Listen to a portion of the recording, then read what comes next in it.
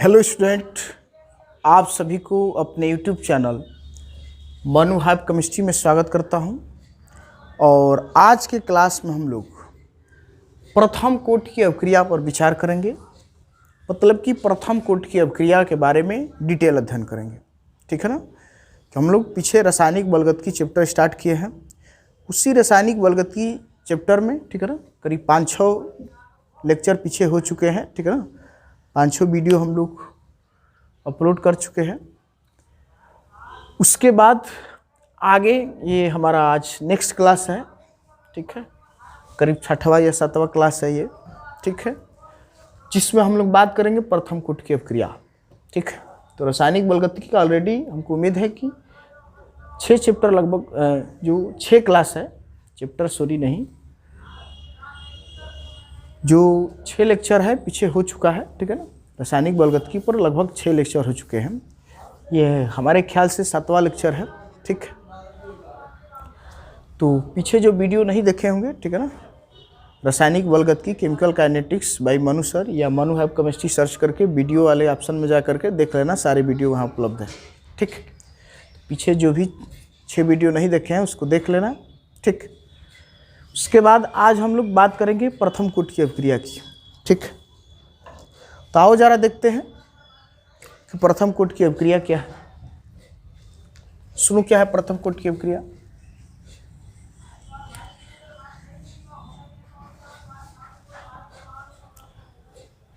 कि प्रथम कोटि की अवक्रिया में सबसे पहले हम ये जानेंगे कि प्रथम कोटि की अवक्रिया की डिफिनीशन क्या है, ठीक है। सबसे पहले प्रथम कोटि की अवक्रिया की डिफिनीशन समझेंगे, फिर इसका एग्जाम्पल समझेंगे, ठीक।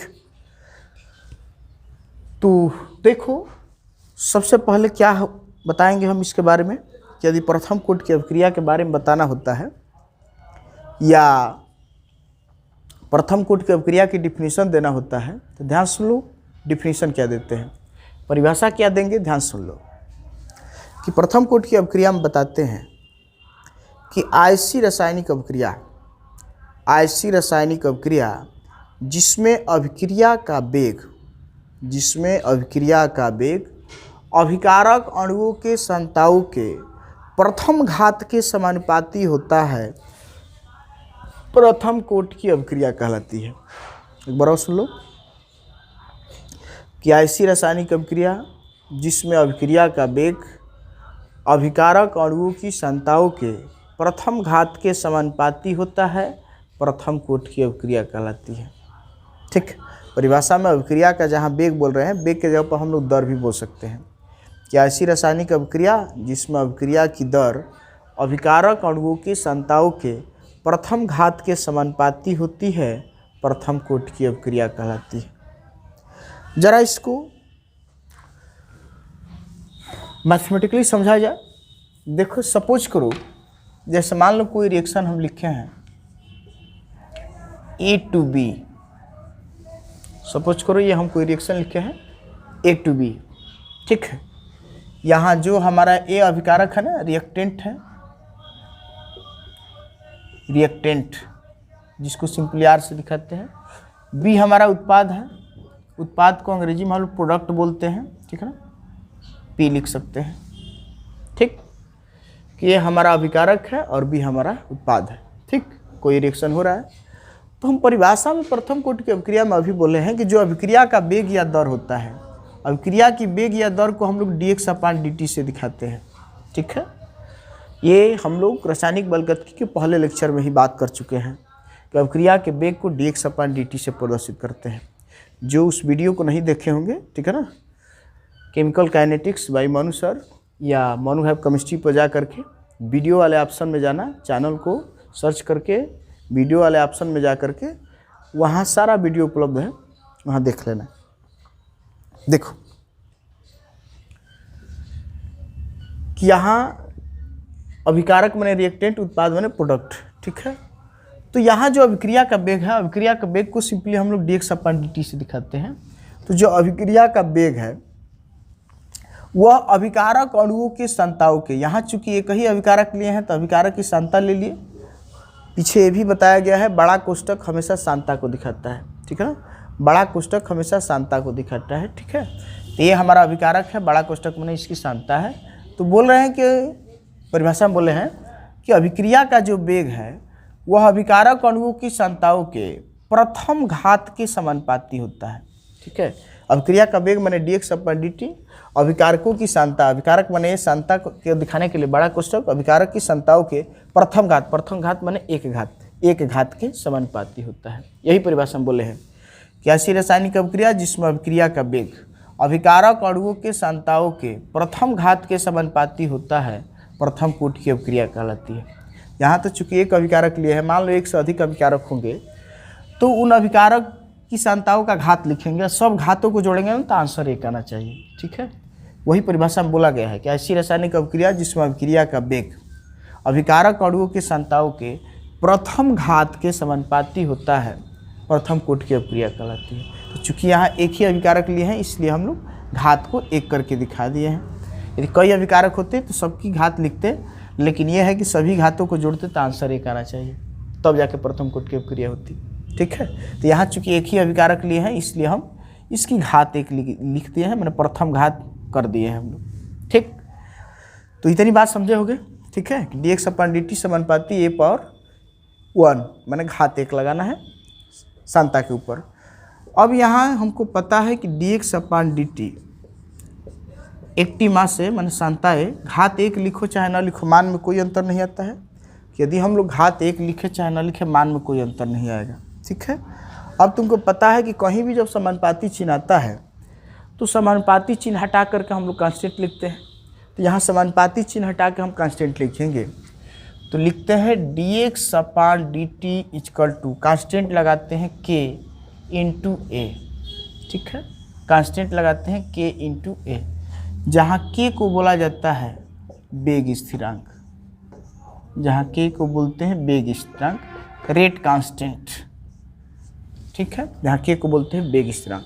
और ये जो समीकरण मिला है ना, इसको वेग समीकरण बोला जाता है, इसको हम लोग बोलते हैं वेग समीकरण, ठीक है। तो प्रथम कोटि की अभिक्रिया के लिए वेग समीकरण निकल के आ गया dx/dt इक्वल टू k एकटी मास से या सांता है, ठीक है। इसको एकटी मास पढ़ा जाता है सिंपली, ठीक है। तो dx/dt इक्वल टू k बड़ा कोष्टक में a, ठीक, जहाँ k वेग स्थिरांक है। और जो ये फार्मूला निकल के आता है इसको वेग समीकरण बोला जाता है, ठीक है। प्रथम कोटि की अभिक्रिया के लिए ये वेग समीकरण है, ठीक। तो ये है हमारा प्रथम कोटि की अभिक्रिया की परिभाषा की। यदि एग्जाम में आता है कि प्रथम कोटि की अभिक्रिया क्या है तो यही बात बताएंगे हम कि ऐसी रासायनिक अभिक्रिया जिसमें अभिक्रिया का वेग अभिकारक अणुओं की सांताओं के प्रथम घात के समानुपाती होता है, प्रथम कोटि की अभिक्रिया कहलाती है। तो मान लिए हैं कोई रिएक्शन है A2B, अभिकारक को R से दिखाया है, उत्पाद को P से, मैंने अभिकारक को रिएक्टेंट कहते हैं इसलिए R से दिखाया है, और उत्पाद को प्रोडक्ट कहते हैं इसलिए P से दिखाया है, ठीक है। तो हो गया है dx/dt समानुपाती a⁴a। a का मतलब एक घात लिखो चाहे ना लिखो मान में कोई अंतर नहीं आता है, घात हटा दिए हैं a हो गया है, और समानुपाती चिन्ह हटा के कांस्टेंट लगाते हैं, कांस्टेंट हम लगा दिए हैं k, ठीक है। तो हो गया है dx/dt इक्वल टू k। तो ये जो समीकरण मिला है इसको वेग समीकरण बोलते हैं, जहाँ k हमारा वेग स्थिरांक है, ठीक। अब जरा एक दो हम इसके रिएक्शन की बात करेंगे, ठीक है, एक दो रिएक्शन की बात करेंगे, ठीक। यदि इसका स्क्रीनशॉट लेना है तो स्क्रीनशॉट ले लो, ठीक है ना, फिर हम इसको मिटाएंगे, ठीक। जरा अब हम इसके एग्जाम्पल पर बात करेंगे कि इसके हमारे एग्जाम्पल क्या है, ठीक। देखो एग्जाम्पल क्या है,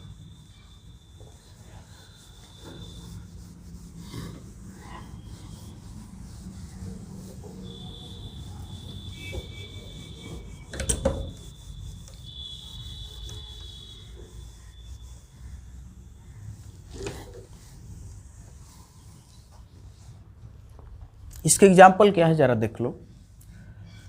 जैसे मान लो सपोज करो हम एग्जाम्पल लिख रहे हैं N2O5 arrow N2O4 plus half O2, N2O5 arrow N2O4 plus half O2। एक बात पीछे हो चुकी है कि रिएक्शन को देख करके कोटि बताना संभव नहीं है। कोटि एक प्रायोगिक मान होता है, ठीक है ना। अभिक्रिया की आणविकता और कोटि में अंतर पर हम लोग ऑलरेडी एक वीडियो बनाए हैं, ठीक है ना। जो अभिक्रिया की आणविकता एवं कोटि में अंतर वाली वीडियो नहीं देखा होगा, सर्च करके देख लेना, ठीक है। एक वीडियो बनाया हम लोग अभिक्रिया की आणविकता एवं कोटि में अंतर, वहाँ पूरा डिटेल समझाया गया है कोटि के बारे में और आणविकता के बारे में। एक बात समझ लो कि जो कोटि होती है ना, कोटि एक प्रायोगिक मान होता है। प्रायोगिक मान का मतलब कि रिएक्शन को देख करके कोटि बताना संभव नहीं है, ठीक है। कोटि के लिए प्रयोग करना आवश्यक होता है, प्रयोगों के आधार पर ही कोटि का निर्धारण संभव है, ठीक है। तो जैसे ये रिएक्शन लिखे हैं, ठीक है ना, ऐसे तो देखने में भी लग रहा है कि इसका एक अणु भाग ले रहा है, ठीक है ना, लेकिन रियली एक्सपेरिमेंट करके भी देखा गया है कि इस अभिक्रिया के वेग में, ठीक है ना, मात्र इसके सांता में परिवर्तन होता है, ठीक है ना। कोटि का मतलब कि ऐसे अभिकारक अणु जिसके सांता में परिवर्तन होता है वही कोटि में काउंटिंग होता है। तो देखा गया है बाय एक्सपेरिमेंट कि N2O5 का एक अणु है और एक अणु के सांता में परिवर्तन होता है, मतलब कि इस रिएक्शन की जो कोटि होगी ना, इस रिएक्शन की कोटि जो होगी 1 हो जाएगी। तो ये हमारा एक प्रथम कोटि की अभिक्रिया है। और भी एग्जाम्पल हम देख रहे हैं, देख ले जरा, ठीक है। जैसे कि ये भी हमारा रिएक्शन एक प्रथम कोटि की अभिक्रिया है। कोटि 1 आने का सीधा अर्थ है कि ये अभिक्रिया कैसी है, प्रथम कोटि की अभिक्रिया, प्रथम कोटि की अभिक्रिया, ठीक है। कोटि 1 आती है तो प्रथम कोटि की अभिक्रिया होती है, कोटि 0 होती है तो शून्य कोटि की अभिक्रिया, कोटि 2 होती है तो द्वितीय कोटि की अभिक्रिया, कोटि 3 होती है तो तृतीय कोटि की अभिक्रिया, ऐसे होता है, ठीक है। तो ये हमारा प्रथम कोटि की अभिक्रिया है, ठीक। उसके बाद जरा और भी एग्जाम्पल हम देखते हैं। जैसे सपोज करो हम लिखते हैं CH3COO C2H5 + H2O, ठीक है ना। जैसे ये हमारा है, ठीक है। यदि हम रिएक्शन कराएंगे तो बनेगा CH3COOH + C2H5OH, ठीक है। जैसे ये मान लो हम रिएक्शन लिखे हैं CH3COO C2H5 + H2O एरो बन गया है। यहाँ से C2H5OH के साथ मिलकर C2H5OH बना लेता है और यहाँ का एक H जाता है और बना लेता है CH3COOH। कहने का सीधा अर्थ है कि जब एथिल एस्टेट, ठीक है ना, सॉरी, कि जो ये देख रहे हो ना, इस प्रोडक्ट का नाम है एथिल एस्टेट, इसको बोलते हैं एथिल एस्टेट। ये तो समझ ही रहे हो, जल है, ये एसिटिक अम्ल है, ये हमारा एथिल एल्कोहल है, ठीक। तो जब ये जो एथिल एस्टेट है इसमें जल मिलाओगे, जल से क्रिया कराओगे तो बनता है एसिटिक अम्ल और एथिल एल्कोहल। तो बाय एक्सपेरिमेंट ये देखा गया कि जब ये रिएक्शन होता है तो देखने में तो लग रहा है कि इस रिएक्शन की कोटि 2 है, कि जैसे इसका भी अणु भाग लिया है, इसका भी अणु भाग लिया है, लेकिन बाय एक्सपेरिमेंट ये देखा गया है कि जब ये रिएक्शन होता है तो अभिक्रिया के वेग के लिए जिम्मेदार बस एथिल एस्टेट ही होता है। मैंने कहने का सीधा अर्थ है कि केवल एथिल एस्टेट के सांता में ही परिवर्तन होता है, जल के सांता में परिवर्तन नहीं होता है, और जिसके सांता में परिवर्तन नहीं होता है वो कोटि में काउंटिंग नहीं होता है, ठीक है ना। तो इस तरीके से जब जल के सांता में जब रिएक्शन एक होता है तो जल के सांता में कोई परिवर्तन नहीं होता है, ओनली एथिल एस्टेट के सांता में परिवर्तन हो रहा है, ठीक है ना। बाय एक्सपेरिमेंट ये देखा गया, ये जो रिएक्शन कराओगे तो H2O जो है ना, जल के सांता में कोई परिवर्तन नहीं होता है, ओनली एथिल एस्टेट के सांता में परिवर्तन हो रहा है। तो ओनली जब एथिल एस्टेट के सांता में परिवर्तन हो रहा है तो हम बताएंगे कि इसकी कोटि 1 है। कोटि 1 है मतलब कि अभी एक प्रथम कोटि की अभिक्रिया है। जितने अणुओं के सांता में परिवर्तन होता है या जो अभिक्रिया के वेग के लिए जिम्मेदार होते हैं उन्हीं के अणुओं को कोटि में काउंटिंग करते हैं, जबकि आणविकता में सबको काउंटिंग करते हैं, ठीक है ना। आणविकता बताना होगा तो आणविकता हम 2 बता देंगे, ये है, इसका एक अणु भाग लिया है, इसका एक अणु भाग लिया है, ठीक है। तो एक अणु मिल करके 2 अणु बनाएंगे तो आणविकता 2 हो जाएगी। लेकिन कोटि में देखा गया है कि ओनली एथिल एस्टेट के सांता में परिवर्तन होता है, जल के सांता में परिवर्तन नहीं होता है, तो इसलिए यह भी एक प्रथम कोटि की अभिक्रिया है।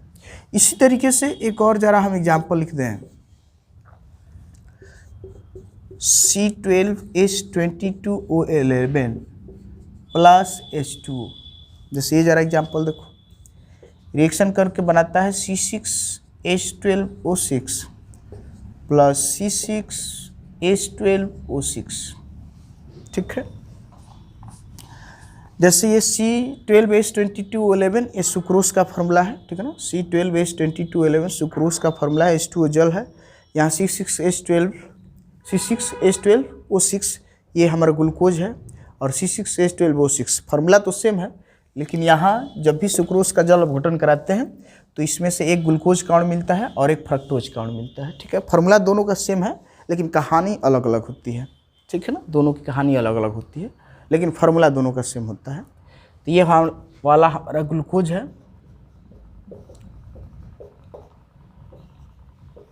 ये हमारा फ्रक्टोज है, ठीक है। कि जब सुक्रोज का जल अपघटन कराते हैं तो एक कण ग्लूकोज का बनता है, एक कण फ्रक्टोज का बनता है। ज के जगह पर सब भी लिखा जाता है, ग्लूकोज और फ्रक्टोज, ठीक है। तो यहाँ भी देखा गया है कि जब रिएक्शन परफॉर्म होता है तो ओनली अभिक्रिया के वेग के जिम्मेदार ओनली सुक्रोज होता है, मतलब कि केवल सुक्रोज के सांता में परिवर्तन होता है। जब रिएक्शन होता है तो ओनली सुक्रोज के सांता में परिवर्तन होता है, जल के सांता में परिवर्तन नहीं होता है।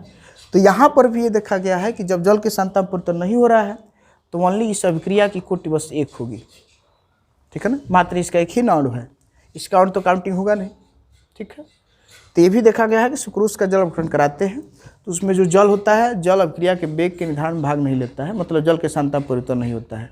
ओनली अभिक्रिया के वेग के निर्धारण में ओनली सुक्रोज भाग लेता है, मतलब कि सुक्रोज के सांता में परिवर्तन होता है। तो इस अभिक्रिया की भी कोटि एक है, कोटि एक है, तो यह भी हमारी एक प्रथम कोटि की अभिक्रिया है। तो ये सब हमारे एग्जाम्पल प्रथम कोटि की अभिक्रिया के हैं, ठीक। एक और बात समझ लो, ये जो दो रिएक्शन नीचे का लिखे हैं, ठीक है ना, चाहे एथिल एस्टेट का जल अपघटन कराए हैं या क्रिया कराए हैं या सुक्रोज का जल अपघटन कराए हैं, ठीक है। इन दोनों रिएक्शन के पीछे कुछ और भी कहानी है, ठीक है ना, जिसको आगे एक स्पेशल वीडियो, ठीक है ना, एक अलग से वीडियो बना करके उस बात को हम गहराई से समझाएंगे, ठीक है। अभी इतना ही समझो, इन दोनों रिएक्शनों के पीछे एक और लंबी कहानी है, ठीक है, जो हमारे एग्जाम में अक्सर आता भी है। उसको किसी अलग वीडियो में हम उसकी चर्चा करेंगे बेहतर तरीके से, ठीक है। तो ये कहानी थी हमारी प्रथम कोटि की अभिक्रिया का। तो उम्मीद करते हैं कि समझ गए होंगे कि प्रथम कोटि की अभिक्रिया क्या है। परिभाषा के एग्जाम में आएगा तो परिभाषा क्या लिखेंगे, इसके एग्जाम्पल क्या लिखेंगे। एग्जाम में जब आता है क्वेश्चन तो आता है प्रथम कोटि की अभिक्रिया क्या है, उदाहरण भी स्पष्ट कीजिए। तो प्रथम कोटि की अभिक्रिया भी, परिभाषा भी लिख देंगे, इसका एग्जाम्पल भी लिख देंगे, ठीक है। तो इस वीडियो में इतना ही, ठीक है ना। हम अगले वीडियो में प्रथम कोटि की अभिक्रिया के लिए समाकलित वेग समीकरण का एक फॉर्मूला निकालेंगे, ठीक है ना। समाकलित वेग समीकरण एक निकाल के लाएंगे। कहने का सीधा अर्थ है कि प्रथम कोटि की अभिक्रिया के लिए जो ये वेग स्थिरांक है ना, वो मिटा दिए हैं, ठीक है ना। फॉर्मूला अभी लिखे थे, मिटा दिए हैं। उसमें जो के आ रहा था वेग स्थिरांक, ठीक है, उस वेग स्थिरांक के लिए एक व्यंजक निकालेंगे, ठीक है। तो के स्थिरांक का व्यंजक निकालते हैं तो एक समीकरण प्राप्त होता है जिसको समाकलित वेग समीकरण कहते हैं, ठीक है। तो अगले वीडियो में हम लोग प्रथम कोटि की अभिक्रिया के लिए समाकलित वेग समीकरण निकालेंगे, ठीक है। तो इस वीडियो में इतना ही, फिर मिलेंगे नेक्स्ट वीडियो में। Thank you.